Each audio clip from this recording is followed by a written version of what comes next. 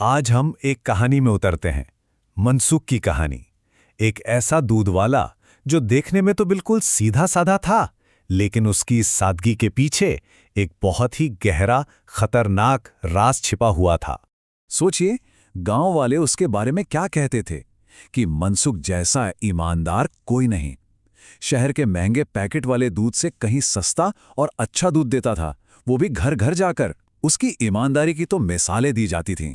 मतलब सब उसे बहुत अच्छा मानते थे। लेकिन सवाल तो ये उठता है कि मनसुख ने अपनी ये इतनी अच्छी इमेज इतनी सावधानी से बनाई कैसे? चलिए जरा इस झूठी ईमानदारी के पर्दे के पीछे झांकते हैं।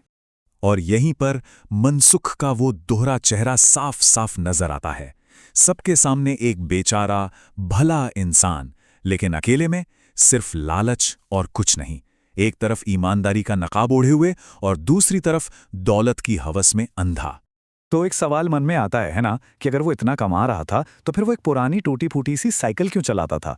इसका जवाब उसकी शातिर सोच में छिपा था। मनसुख ने खुद इस दिखावे के पीछे की वजह बताई। वो जानता था, अच्छी तरह जानता था कि गरीब दिखने से उस पर कोई शक ही नहीं करेगा। ये उसकी धोखेबाजी की जो पूरी प्लानिंग थी ना, उसका एक बहुत जरूरी हिस्सा था। तो ये धोखा रोज रोज काम कैसे करता था? चलिए उसकी मिलावट के इस खेल को और करीब से देखते हैं, जहां दूध की हर बूंद में एक धोखा छिपा था। मनसुख का तरीका बहुत सिंपल था, लेकिन उतना ही असरदार। उसने अपने रोज के इस धोखे को समझिए 4 आसान स्टेप्स में बांट रखा था। ये उसके लिए एक आदत बन चुकी थी, एक ऐसा काम जिसे वो बिना किसी हिचकिचाहट के रोज करता था। और उसे अपने इस धोखे पर इतना यकीन था, इतना ज्यादा कि उसे अपने पड़ोसियों को ठगने का कोई अफसोस ही नहीं था। उसे पूरा भरोसा था कि उसका ये राज हमेशा राज ही रहेगा और उसका असली चेहरा कभी किसी के सामने नहीं आएगा। लेकिन कहते हैं ना, लालच की कोई सीमा नहीं होती।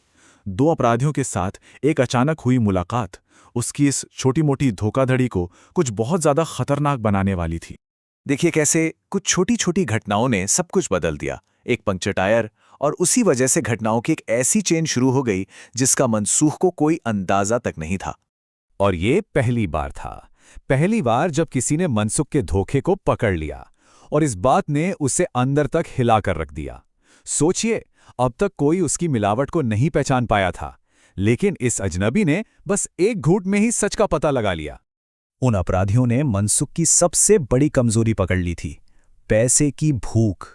उन्होंने उसे धोखा देने का एक नया तरीका सुझाया, जो उसके बढ़ते लालच को जैसे और हवा दे रहा था। अब ये मामला सिर्फ दूध में पानी या अरारोट मिलाने जैसा नहीं रह गया था। ये तो ग्राहकों में एक तरह की लत पैदा करने के बारे में था। मतलब एक छोटी सी बेईमानी से बढ़कर ये अब एक गंभीर अपराध बन चुका था, जिसका असर पूरे गांव पर पड़ सकता था। लेकिन देखिए, ज्यादा मुनाफे के साथ हमेशा ज्यादा जोखिम भी तो आता है। मनसुख के अपराध की ये गंध जल्द ही गांव की सीमाओं को पार कर गई, और कानून के लंबे हाथ उस तक पहुंचने ही वाले थे। मनसुख की ये जो सावधानी से बनाई गई झूठी दुनिया थी ना, वो तब बिखरने लगती है जब उसकी मुलाकात मनोज से होती है, एक ग्राहक का भतीजा। मनसुख को जरा भी अंदाजा नहीं था कि मनोज असल में एक पुलिस वाला है।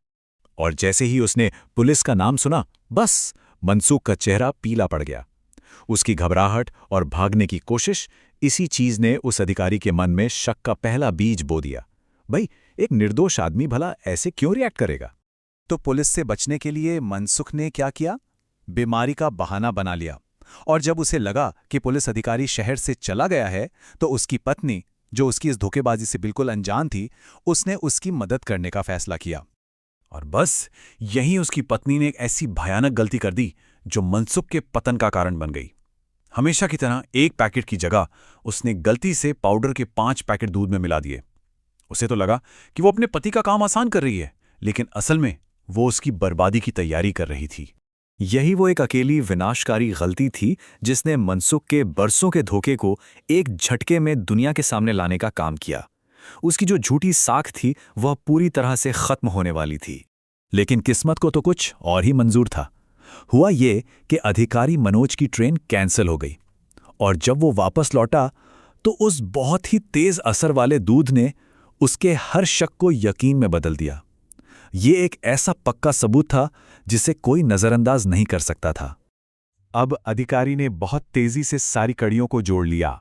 मनसुख की घबराहट, उसकी अचानक वाली बीमारी और फिर ये जहरीला दूध, सारे टुकड़े अब एक साथ फिट हो रहे थे और एक शातिर अपराधी की तस्वीर बिल्कुल साफ हो रही थी। और बस इसी के साथ मनसुख की धोखाधड़ी का ये सारा खेल खत्म हो गया। उसे गिरफ्तार कर लिया गया और उसका असली चेहरा आखिरकार उस पूरे गांव के सामने आ गया जिसे उसने इतने सालों तक धोखा दिया था। मनसुख की कहानी हमें सोचने पर मजबूर करती है ना?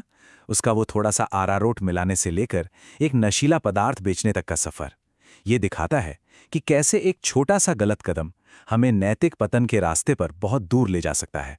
सवाल यही है कि एक अपराधी बनने के लिए कितने छोटे छोटे समझौते करने पड़ते हैं।